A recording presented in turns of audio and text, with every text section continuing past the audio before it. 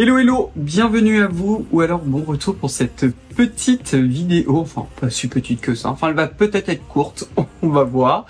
Écoutez, j'espère que vous êtes en forme, comme toujours, je suis très content de vous retrouver, hein. Je vous l'ai déjà dit souvent, hein, pour celles et ceux qui me suivent depuis un certain temps. Vous savez que vraiment le moment où je me pose comme ça en train de filmer, j'ai toujours un peu l'impression d'être avec vous. Et ça me fait plaisir en fait, hein. Ça me fait du bien. C'est vraiment une partie de mon métier que j'adore. Il y a certaines parties que j'aime moins. Par exemple, faire les vignettes sur YouTube, vous pouvez pas savoir comme ça m'ennuie, ça m'exaspère. En plus, à chaque fois, je suis obligé de revoir mon visage. Je suis là, je suis déjà en vidéo, ça suffit. Plus la vignette, c'est beaucoup trop. Enfin vraiment, j'en ai marre de moi-même.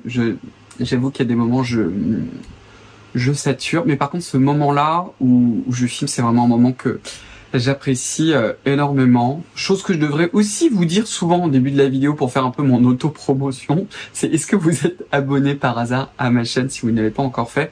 C'est là juste en bas, ce serait très gentil si vous le faisiez. Il y a aussi une petite cloche de notification, puis tant qu'on y est. Suivez-moi aussi sur Instagram, je sais pas forcément le même contenu entre les deux, et j'ai aussi créé ma propre marque de cosmétiques qui est Silla. Et vous avez aussi le nom de la marque qui est Silla.beauty.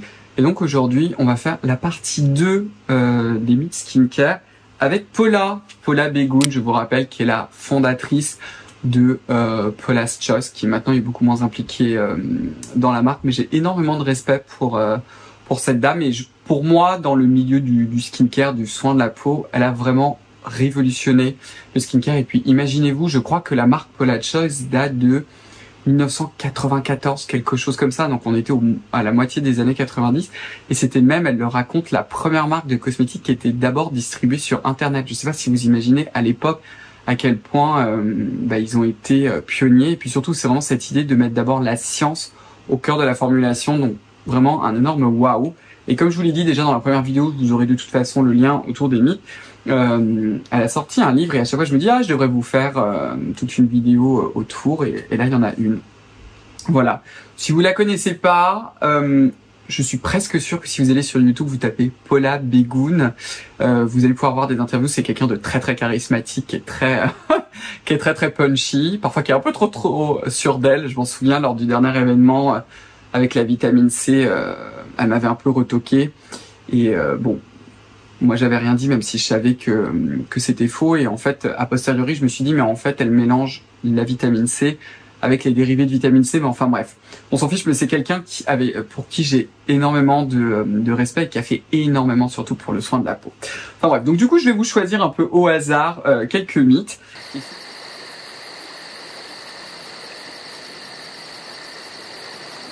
Et celui-ci, que j'aime beaucoup, c'est les silicones sont mauvais pour la peau. Et alors ça, clairement, alors pareil, hein, c'est exactement comme pour l'huile minérale, ce que je vous avais dit dans la vidéo précédente. Je ne sais pas d'où vient ce mythe, d'où vient cette espèce de légende urbaine, comme quoi les silicones, c'est oh mon Dieu, au secours, c'est mauvais pour la peau, ça bouche les pores. Enfin bref, il y a un nombre d'âneries qui circulent sur les silicones, c'est assez effrayant.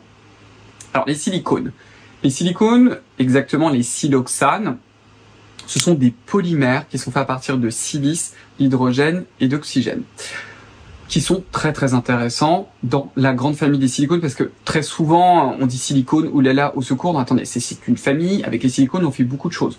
On peut faire avec les silicones du lubrifiant industriel pour des machines, vous voyez.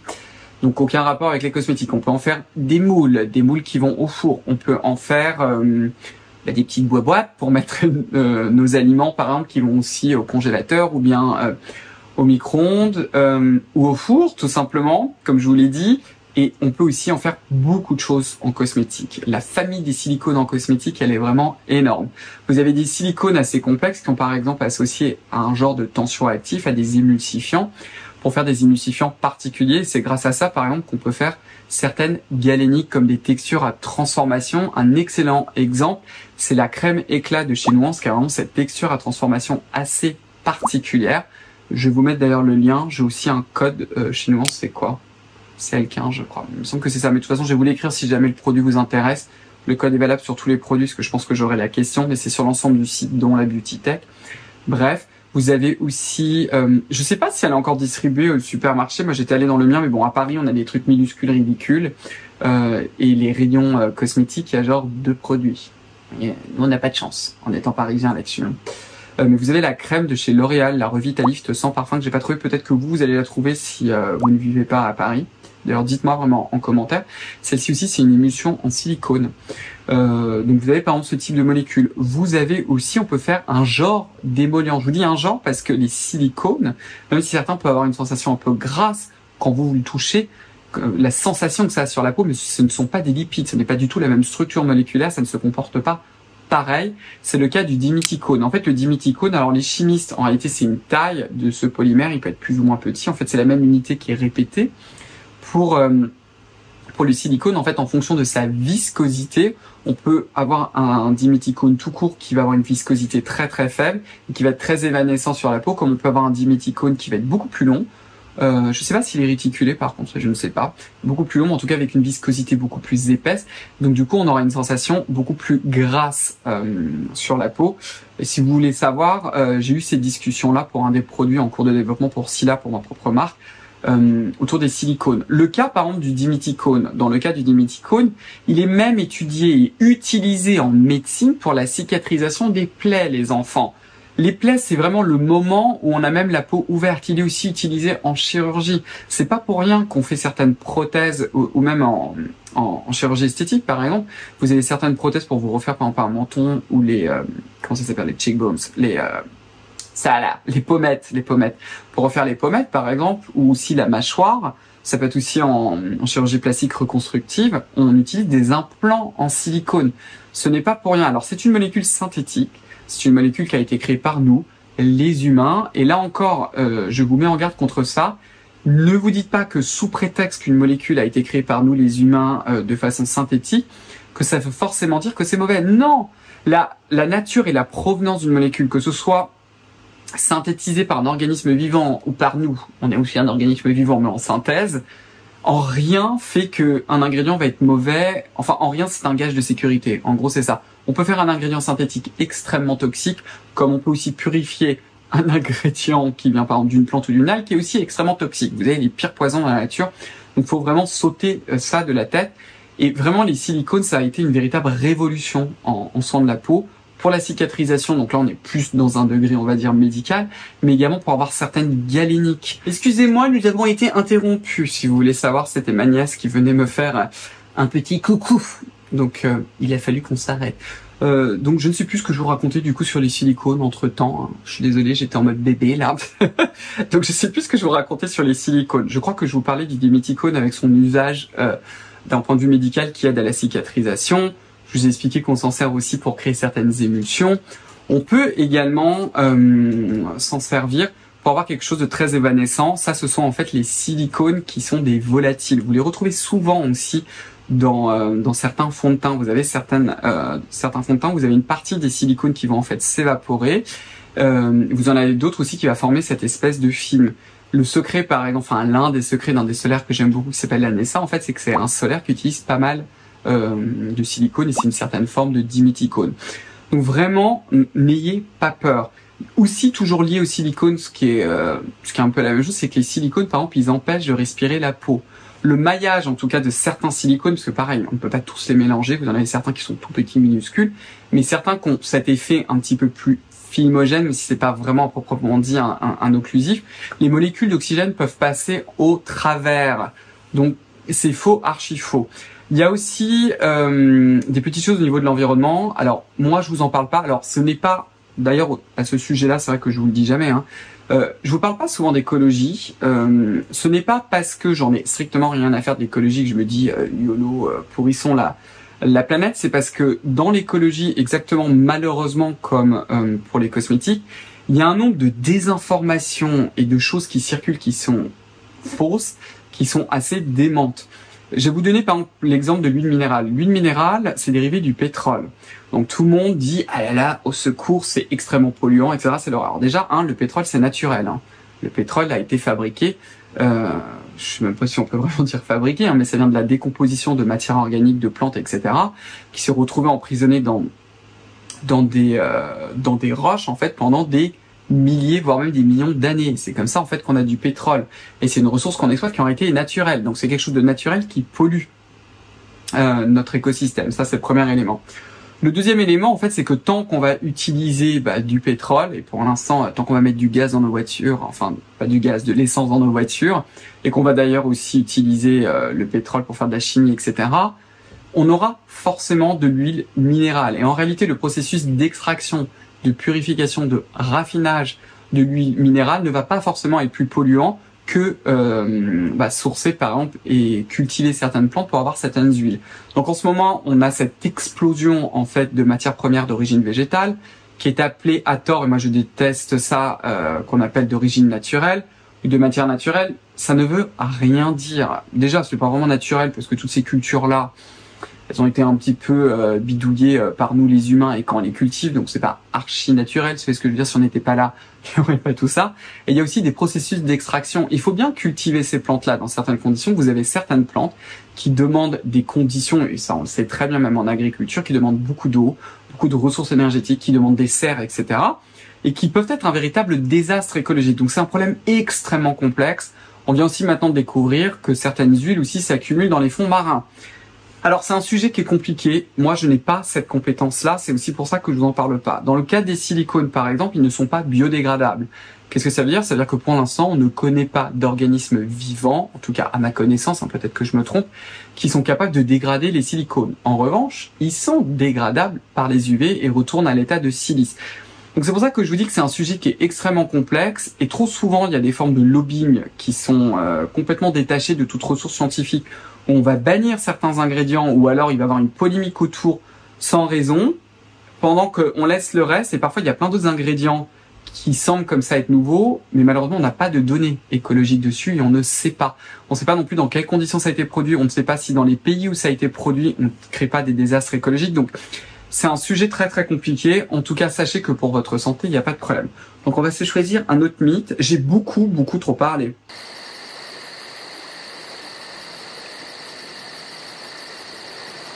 Toujours dans le même, est-ce que je vous fais celui-ci?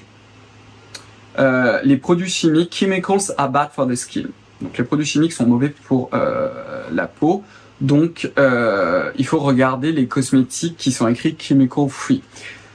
Ça fait écho à toutes ces marques de cosmétiques. Je vous ai fait une vidéo que je vous ai déjà filmée là sur le naturel, vous savez, avec un certain pourcentage d'ingrédients d'origine naturelle, comme si on avait un produit où il y a X% d'ingrédients d'origine de plantes, ça serait forcément mieux qu'un autre.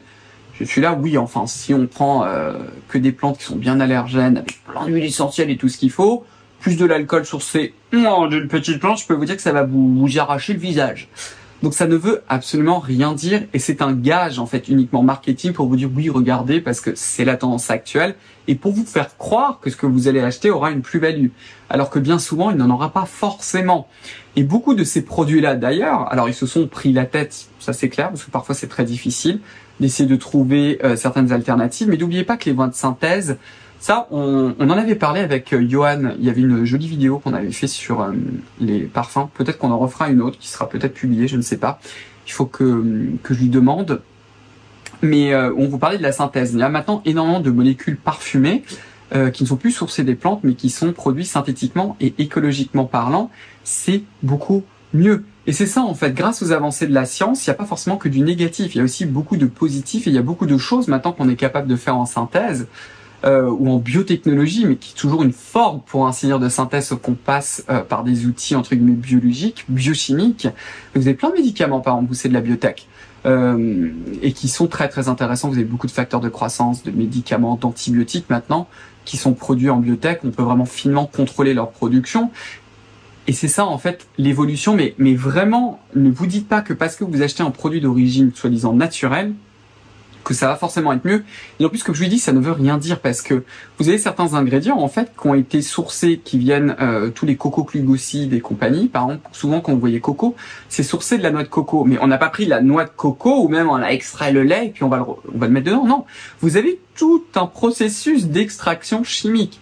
Et la dernière chose aussi, c'est ça moi qui m'énerve, parce que ce qui est important même pour moi dans ma chaîne, vraiment, c'est cette idée entre guillemets d'éducation, c'est-à-dire que vous savez que vous sachiez, que vous compreniez ce que vous achetez. Et je sais bien que vous n'êtes pas des idiots. Quand on explique aux gens correctement, moi, c'est toujours détesté. C'est pour ça que souvent, par exemple, la politique, moi, ça me fait grincer les dents. Parce que moi, j'aime pas qu'on me prenne pour un idiot. Et pour moi, c'est la même chose pour avec vous. À partir du moment où on vous donne des éléments pour que vous puissiez comprendre, vous allez comprendre. Vous n'êtes pas stupide. Évidemment que vous allez comprendre et que vous savez ce que vous achetez. Et cette idée vraiment que y a des produits chimiques et d'autres naturels ne veut rien dire. Tout est chimique. C'est vraiment la base. De l'eau, c'est chimique. Quand vous mettez du sel dans vos pâtes, c'est chimique. Et il n'y a pas de rationnel en fait en cosmétique à les appeler comme ça. Vous voyez comme ça m'excite. Hein. Bon, là il y a un mythe sur le solaire à la maison. Bon, hein, on va pas parler de ça. Hein. Il y en a encore un sur les solaires. Vous savez que moi je peux sur la Clean Beauty. On va pouvoir en parler.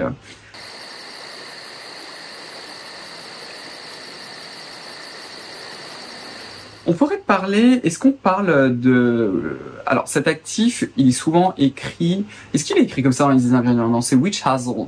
Comment on dit en français? C'est l'Amamélis, je crois. Ça s'appelle Amamélis virginia plante. Donc c'est une plante, c'est un extrait en tout cas. Donc il y a plusieurs extraits avec cette plante-là. On peut... Donc souvent il est utilisé déjà, bon, je vais commencer par le début, hein, au lieu de partir dans tous les sens. Witch Hazel, donc la mamélis, c'est souvent utilisé pour, on dit, resserrer les pores, sachant que les pores, hein, c'est pas un muscle, donc c'est pour les rendre moins apparents. C'est pour avoir son activité, là je viens d'oublier son nom, comment on dit, ça va me revenir, oui ça va me revenir, écoutez, là j'ai perdu le mot, mais l'idée en fait de cet ingrédient-là, c'est de faire en sorte que vos pores soient moins visibles. Donc on peut avoir un extrait d'amamélis de la tige, on peut avoir un extrait de la feuille et également de la racine. Alors je crois qu'au niveau de la feuille, c'est là où vous en avez le moins, c'est là où vous avez le moins de tanins. Vous avez certains tanins, vous avez certaines molécules en fait lors de cette extraction totale qui sont potentiellement sensibilisantes pour la peau. Donc c'est franchement pas optimal.